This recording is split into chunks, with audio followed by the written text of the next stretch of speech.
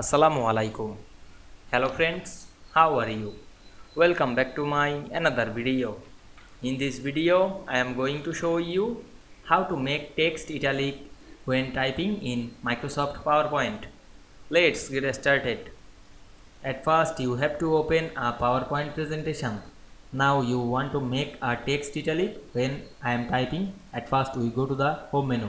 Click the new slide drop down menu and create a blank slide. Then we go to the insert menu, click the text box and draw a text box to write text. Then click inside the text box and go to the home menu and enable the italic option. Then we write anything and we can see we write any text and this text automatically make italic. I hope you enjoyed the video. Please like, comment, share and subscribe my channel. Thanks for